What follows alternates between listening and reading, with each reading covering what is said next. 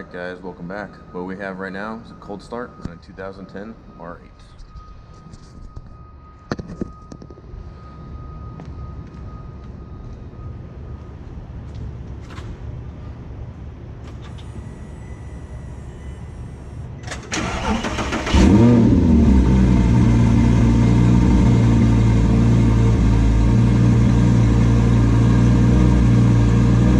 Ever gonna get tired of that sound. That cold start sounds awesome. I love it. Plus I live in a parking garage, so it's just like even louder, which I also don't mind. But so yesterday I actually had to drive out to Sterling a couple times, so drop my car off, pick it back up, because I had the final adjustments done. After, you might have heard it a little bit if you watched the track video, but I was actually getting some rubbing going over even small bumps, and so I wanted to get that fixed, partly just because it annoys me, but I want to make sure it doesn't cause any issues with either the tire or the wheel wells. But I kind of thought about making this video real quick just because I thought it might be interesting to see what it actually costs to own this car for 1 month. So I've owned it since August 3rd. I picked it up. So it's been just over a month, and I don't think I've spent a lot of money on it, but definitely I think more than you would with a normal car. But I just want to go over those real quick. So the first thing, I'm not going to go over the cost of the car or anything like that right now.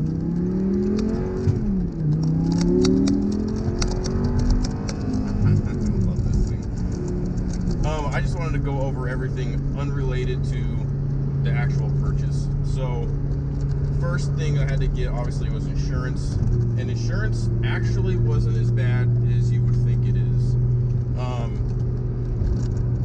With our SQ5 we were paying $500 for 6 months, and when I got this it doubled it, so it's like $1,050 for 6 months.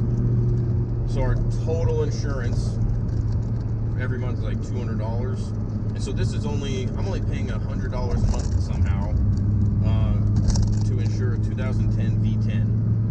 I'm not sure exactly how that happened, maybe because I'm actually getting older and I'm responsible, but I'm not going to complain about it. I was expecting it to be a lot more, but I think it's right at $90 a month for me to insure this car.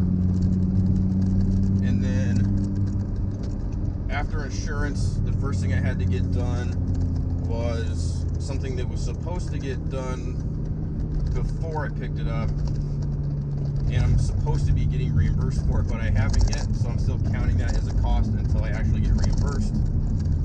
But it was replacing the cabin filter and the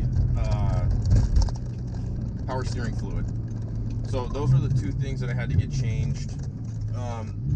The cabin air filter is actually a pretty long little procedure. Basically, I like pull the whole dash out to get to it, from what I understand.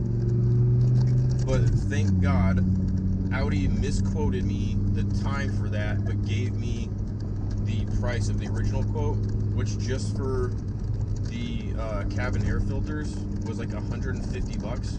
Which is almost 3 hours of labor at Audi, which should have been closer to $500 just for the cabin air filters, not including the power steering. So total out the door for both was $456. Should have been closer to $700 or $800, obviously, but really thankful for Audi for hooking me up and just charging me the original quote. So I really appreciated that. Second thing I had to get done was new tires. So my rear tires were down to like 1/32, I believe, so obviously pretty low.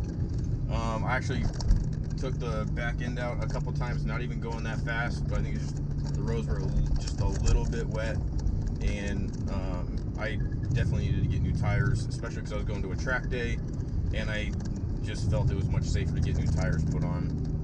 So new tires, I got 305/25 in the rear, 245/30 in the front, 20s, and that was $1,907. I'll put the total cost up here in the corner, but when I go look at my receipts, but like right at $1,900.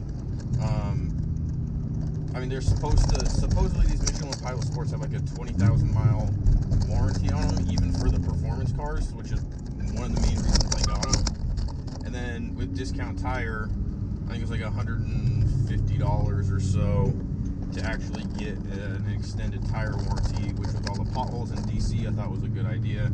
Just to cover my ass if I hit a big pothole or if I run over something and ruins my tires, I don't have to go pay, I can just get them replaced. And then yesterday what I did, after I put the new tires on, I discovered that the front tires rub. I felt it a lot during the track day. Even just going around my neighborhood, there's certain spots where it definitely rubs a lot more. And I hated the noise. It sounded cheap to me. I don't want to be in a car that is rubbing on everything. I just don't like it. So I wanted to get that fixed. So I had them adjust my coilovers ½ an inch up, and I had an alignment done, and the total for that was $514 out the door. And that is all of my extra stuff that a lot of people probably wouldn't have to deal with. The things that most people will have to deal with when dealing with cars is gas.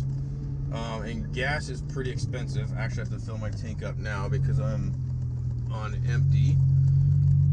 But I've done 1 full tank, 2 half tanks, and I'm gonna have to put another full tank in today. So 3 tanks of gas, that puts me right around $190 to $200. So if you add all that up, that's everything I've spent this first month of ownership. I'll put the total right here, but I mean, it's really not that bad. I'm not gonna have to buy tires for another year or 2, hopefully 2 years, ideally. Gas is gonna be constant, insurance is gonna be constant. I do have a warranty, so even if something does pop up, I shouldn't have a lot of out-of-pocket expenses for this car for the next 4 years. It's completely covered up until 96,000 miles or something like that, 93,000 miles. So I'm super happy with this car. I love it. Taking it out to the tracks is nothing I'm going to do normally, just because I want to reduce the wear and tear a little bit. But I'm having a blast driving this thing, and I drive it pretty much every day. Like, I'm trying to park somewhere at the gym right now, and I love this thing. I daily drive it. Like, any excuse to go drive this thing, I go drive it. And it's going to cost some money, but realistically, for a cheap Lamborghini, basically, like a poor man's Lamborghini, it's pretty affordable.